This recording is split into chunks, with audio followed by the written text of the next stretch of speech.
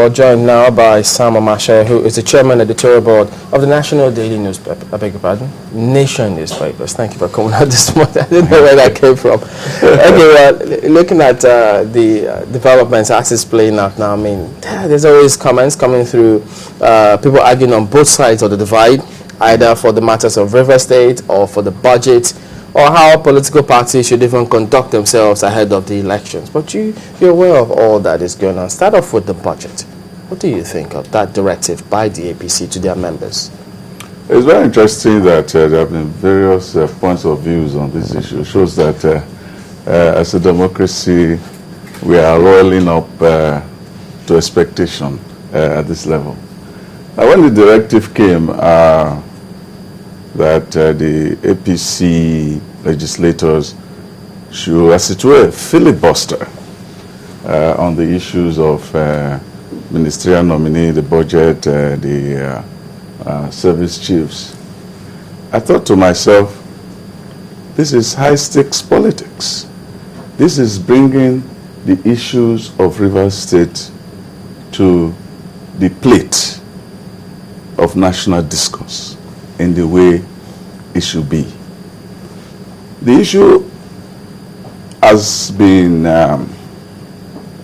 misdirected in terms of focus by so many people thinking that the issue of Rivers State is about Rivers State. Rivers State belongs to this federation. And if this is a federation, Rivers State is one of them. If one state is burning, it has implication for the peace of other states. So, if impunity is reigning in one state, and this impunity has been reigning for about a year now, when has the chief security officer of the country, which is the president of the country, made anything close to an official statement on the crisis in the River State? Should he? And why? Why shouldn't he? The state is burning. The commissioner of police is acting as though he does not respect rule of law. He does not respect life and property. He does not respect who is supposed to be the chief security officer of the state, which is the governor of the state. And within the context, we have seen the legislature turned upside down. We have seen the governor deprived of his ability to even go into his premises. We have seen a situation where a senator of the Republic of the country is shot at close range with rubber bullets, and in a very sadomasochistic language, he was saying that, well, he's probably lucky that this rubber bullet, if it was a live bullet, the man would have gone. You can't say this in a civilized country and remain as a commissioner of police. But you heard the argument where they said he was not shot, that he was being treated for shock, for tear gas inhalation, and if anything is contrary, they should show the medical reports. He was shot by live bullets. Even the police commissioner himself says, unless they are trying to quibble, and quibbling is part of playing defense mechanism. A live bullet? What do you call it? A rubber bullet at close range. Okay, look at this now. It's just like somebody throwing some kind of pebble at you from a distance. If it does not hurt you very badly, the shock itself is tremendous. Our being as humans is not only physical, it's also psychological. Okay, and the man is in the hospital. In the context of the recent comments, because ever since that directive came from the APC to their members, the APC has further released another statement where in one of those statements they said, well, it looks as though it's yielding results because they were able to hold that rally and then there was security presence. So there hasn't been another request, unless you skip my mind, where another rally was planned to hold and it was disrupted or something happened. So can we then assume that if it's yielding results, why insist on that directive going on? You see, for me, the directive has been misappropriated by the presidency and people in the PDP to mean that the APC doesn't want the budget passed. It doesn't want the ministers screened and nominated or passed, as well as the service chiefs. This is complete obfuscation, because the real thing is that they are trying to use the instruments of democracy for the purpose of democracy. In other words, we want to filibuster. Filibuster does not mean saying that we don't want the budget.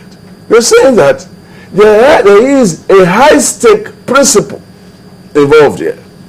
And let us face that high-stake principle. Get it done. Then we can go ahead with the budget. After all, what is the purpose of budget without security? Is it not the first purpose of government? Security? Yeah, I'm sure you listened to Anki Briggs, and I'm sure that we wouldn't have been discussing it this way, perhaps looking at just rivers, and also looking at the issue of filibustering of this particular matter, if the same party had instructed its members on matters in other parts of the country. Perhaps the issue from the northeast, and even in Ogun State and Ekiti State, and I'm sure you're following all of that story in your daily. So if some candidates in Ekiti State have openly said that they have been suppressed and haggled not to say anything concerning their political ambition, and no one is saying anything about that, because we also heard that some people were shot because the Labour Party national chairman was here and asked citizens and said someone was shot. And we have also seen what is happening in Ogun State. If they had put all of this potpourri of issues together, don't you think that no one would have faulted them, and they would have been seen as truly nationalistic in their concern for the country? What's going on in Ogun State, the last time I checked, was an intra-party issue that had nothing to do with the Commissioner of Police.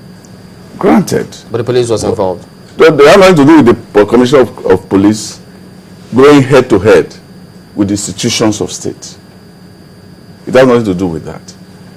Granted, it was irresponsible to see what went on in Ogun State with shootings going on and all that. But it's not appearing as of now to be an issue of protracted significance, because it looks like it is a party issue and they are trying to resolve it. If it gets to a situation where it implodes into the civil society beyond partisans of a political party, then it becomes an issue of state. Isn't that the way the one in Rivers State started? Because he was still in PDP when all this. The one in Rivers State has to be put in context.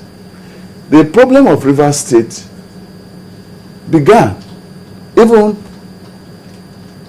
from the time Temitope Silva was governor of Bayelsa State.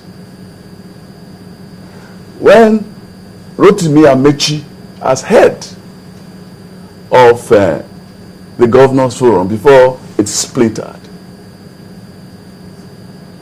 had been at the forefront of trying to persuade the President Goodluck Jonathan from using his party to dethrone the governor. And the fact that Rotimi Amechi was not happy that the president moved his party to remove his successor was the beginning of the crisis. But it was still excuse me. That's beginning. That's internal politics. I'm trying to give you the background. Then you had the situation of the wife, the first lady, creating crisis even before the 2011 election. What kind of crisis? Crisis between him, as Rotimi Amechi, and the First Lady. It was public knowledge over Okrika and all of that. And the matter has been on the burner since. So we have that going on. And then we had the almighty crisis of the Governors Forum election, in which he thought he was going to roll over Rotimi Amechi. And he had his men take over. So those crises had created bad blood between him. And then the issue of Soko Wells, which Rotimi Amechi says it belongs to Rivers, and they are saying no, it belongs to Bayelsa. So those were the undercurrents